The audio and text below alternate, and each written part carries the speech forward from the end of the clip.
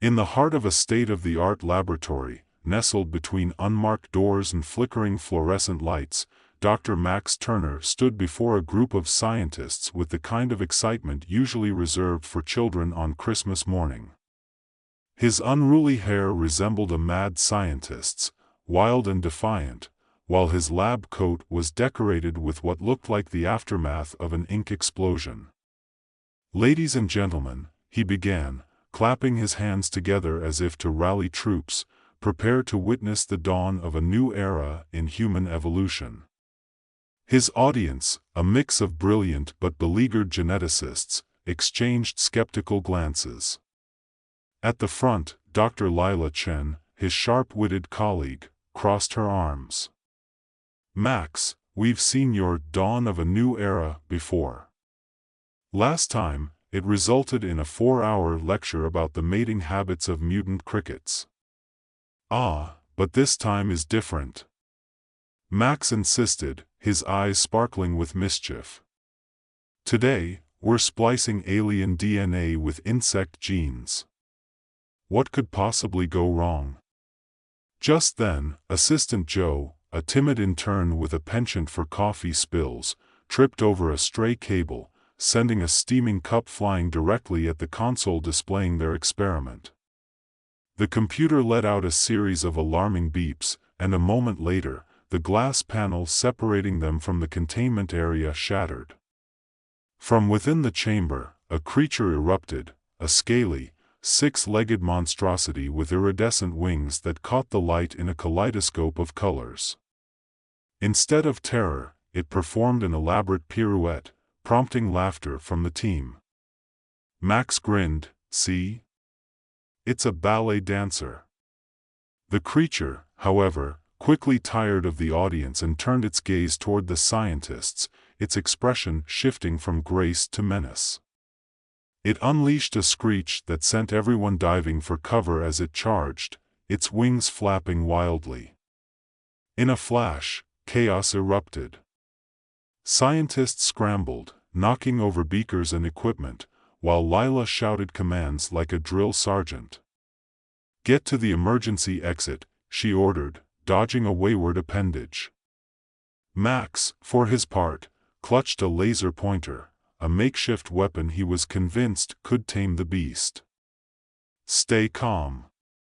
It's just misdirected enthusiasm," he yelled, as he pointed the laser at the creature's eye, inadvertently distracting it just enough for the team to escape. As they fled, Lila couldn't help but shoot him a glare. "Your definition of enthusiasm needs a serious re-evaluation." The team regrouped in the break room, now a makeshift command center. Max, still buzzing with energy, proposed a plan. "We can use the mop from the janitor's closet as a distraction. Bugs love shiny things, right?" Joe piped up, "What if we throw snacks at it? I read that creatures respond well to food offerings." Dr. Reggie Sparks, the conspiracy theorist of the group, leaned in, his eyes wide. "What if they're actually sentient? What if they're trying to communicate?" "Communicate?" Lila replied incredulously. "They're currently trying to eat us." Maya, the janitor with a knack for survival, rolled her eyes. "We can't exactly reason with them, but we can outsmart them. I once trapped a raccoon using nothing but a pizza box and some string." As they brainstormed, the lab became a cacophony of outrageous suggestions and half-baked plans. It was a comedy of errors, each idea more ludicrous than the last, until they finally settled on a combination of Joe's snack attack and Maya's raccoon trap strategy. "Let's get moving before the creatures decide we look appetizing," Lila urged, leading the group through the now unstable lab. Navigating the dimly lit corridors, they encountered a variety of mutated creatures, each more bizarre than the last. One particularly mischievous critter, a beetle with tiny glasses, zipped past them, mesmerized by a shiny lab coat. "See? They're curious, not malicious." Reggie declared, as he tried to coax it closer. Just then, another creature, a fusion of an alien and a wasp, buzzed ominously, sending the team scattering. They ducked into a supply closet, where Joe accidentally set off an avalanche of plastic gloves. "Well, at least we're safe, for now," he joked weakly. "Focus, people," Lila snapped, regaining control of the situation. "We need to find a way out and contain these creatures. Max, you need to think of something brilliant." Max nodded, his mind racing. "Right. Let's use the equipment in the lab to build a barrier. If we can funnel them into one area, we can get them out safely." As they worked, their bond grew stronger, the stress morphing into camaraderie. They laughed over shared fears, swapped stories of past failures, and rallied together in the face of an absurd crisis. Lila shared her experiences in field research, while Maya recounted how she once outsmarted a raccoon gang. Finally, they made their way to the main lab, only to discover the massive creature awaiting them, a fusion of traits that made it both magnificent and terrifying. Its wings shimmered like oil on water, and its eyes glowed with an unsettling intelligence. Max took a deep breath, adrenaline coursing through him. "Okay, team, this is it. We distract it with shiny objects while Joe sets the trap. Everyone ready?" As they launched their plan into motion, the creature let out a roar, shaking the very walls of the lab. But just as they were about to execute their plan, the creature paused, tilting its head as if considering them. "Wait," Reggie said, his voice low. "What if it understands us? What if it's trying to communicate?" In that moment of unexpected calm, they all froze, the absurdity of their situation hitting home. Here they were, a ragtag team of scientists and one janitor, about to engage in a diplomatic summit with a creature born from chaos. As if on cue, the creature emitted a series of strange sounds, clicks and hums that filled the room. The team exchanged bewildered glances. "Maybe it's asking for help?" Maya suggested, her eyes widening. Before they could act, the creature lunged toward them, but instead of attacking, it snagged a shiny tool off the table and began to play with it, its earlier hostility evaporating like morning mist. Max blinked in disbelief. "It's playing?" Their eyes widened as they realized the creature wasn't a monster at all but rather a lost child of the cosmos, seeking connection rather than conflict. "Okay, this changes everything," Lila said, her voice barely above a whisper. As the situation unfolded, they would have to navigate the complexities of communication, mutual understanding, and, perhaps, an unexpected alliance with creatures they once thought were enemies. But first, they had to survive the encounter. The atmosphere in the lab shifted dramatically as the creature continued to play with the shiny tool, its demeanor transforming from menacing to curious. The team stood frozen, grappling with the realization that they had misjudged this being entirely. "What do we do now?" Joe whispered, barely able to contain his astonishment. "We observe," Lila replied, her scientific instincts kicking in. "If it's curious, we need to understand what it wants." Max, who had been ready to charge in with a makeshift weapon just moments before, now felt a wave of relief wash over him. "Okay, let's see if we can communicate. Reggie, you're our expert on weird creature interactions. What do we do?" Reggie cleared his throat, stepping forward cautiously. "All right, let's not scare it.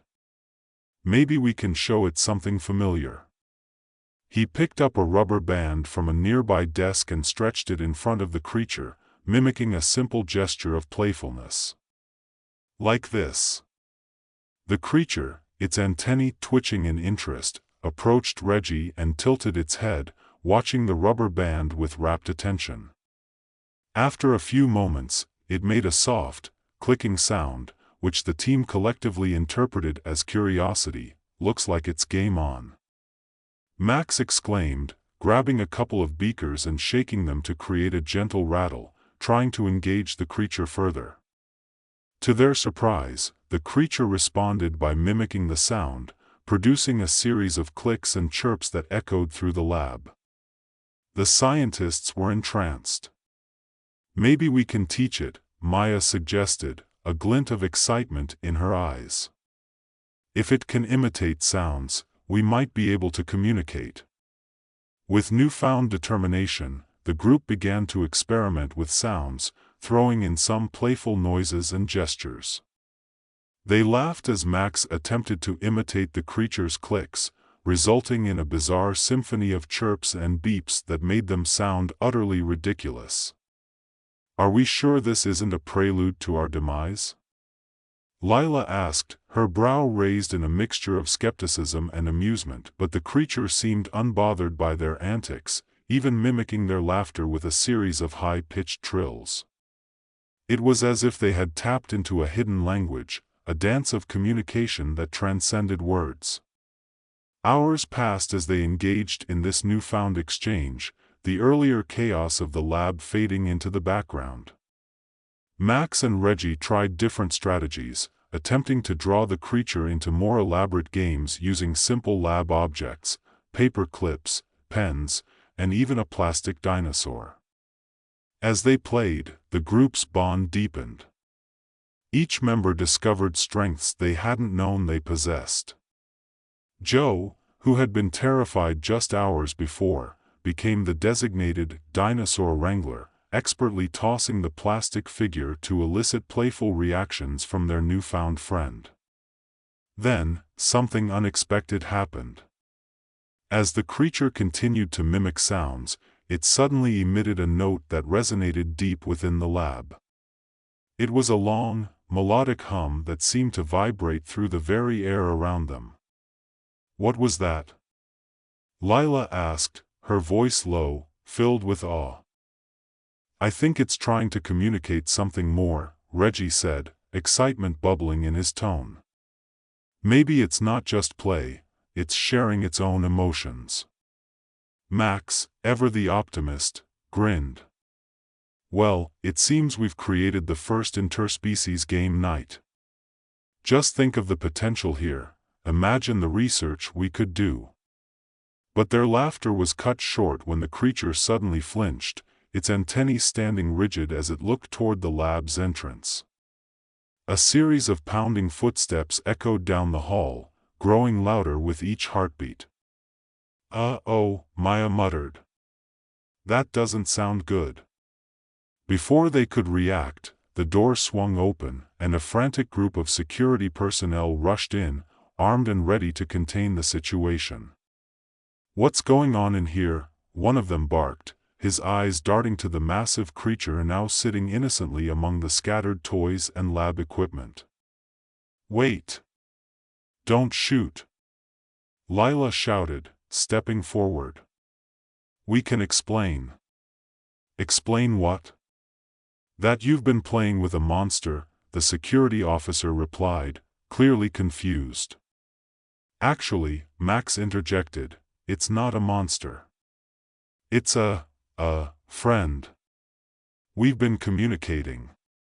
The officers exchanged dubious glances. "Communicating? With that?" "Yes. Look, it's not aggressive. We've established a rapport," Lila said, motioning for the creature to demonstrate. "Show them what you can do." The creature, sensing the tension, responded by clicking and trilling, then bobbing its head in a bizarre but endearing dance. The security team was caught off guard, momentarily stunned by the sight. "What in the world?" one officer muttered, lowering his weapon slightly. Max took advantage of the moment. "See? It's harmless. And potentially groundbreaking for interspecies communication." Another officer, a skeptical woman named Sergeant Collins, stepped forward. "You're saying this thing understands you?" "It's not just understanding," Reggie added, his voice filled with excitement. "It's engaging with us. We've created a form of dialogue."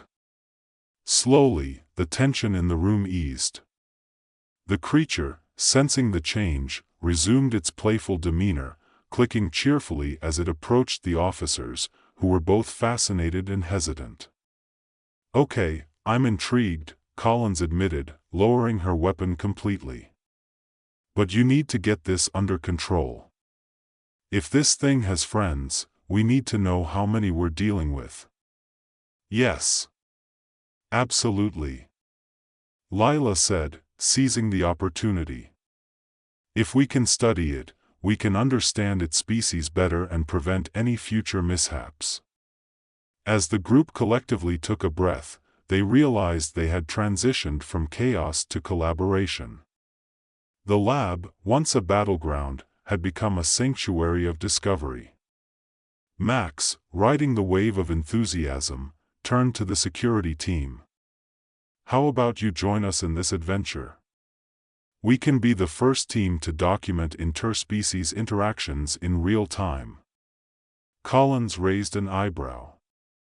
"You want us to be your backup in an experiment involving a creature we can't fully understand?" "Exactly," Maya chimed in, her enthusiasm contagious. "Think of the research grants." After a moment of hesitation, Collins nodded slowly, exchanging glances with her team. "All right. But we're calling the shots. We need protocols in place before we start any further experiments." "Deal," Max replied, extending a hand. "Welcome aboard." As the security team began to cooperate, the lab transformed once again. New protocols were established, equipment was repurposed for safety, and the creature became a subject of study rather than a threat. Days turned into weeks, and the team worked tirelessly, creating a harmonious environment where science and curiosity thrived.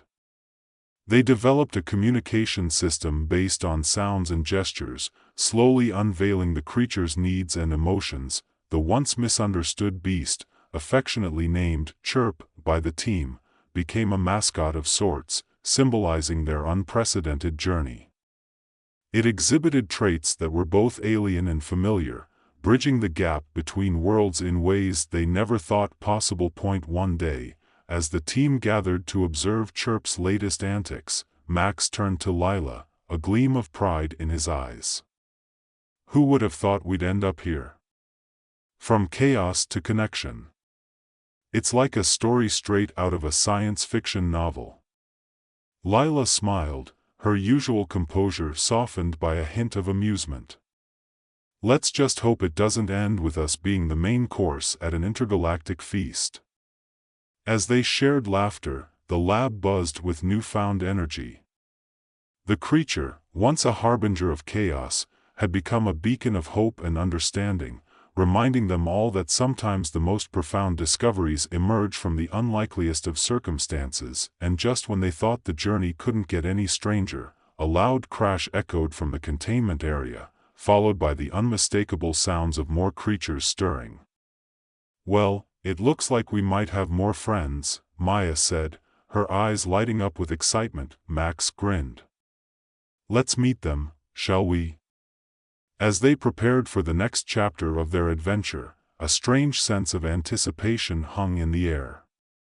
They had crossed boundaries no one thought possible, and as a team, they were ready to face whatever the universe had in store for them next. And somewhere deep inside, they all knew that the best was yet to come. With Chirp by their side, the future held infinite possibilities, and as they stepped into the unknown, they couldn't help but laugh at the absurdity of it all. "Let's just hope they come in peace," Lila muttered, a wry smile on her face, knowing full well that with this crew, nothing would ever be ordinary again. The adventure, full of laughter and surprises, had only just begun.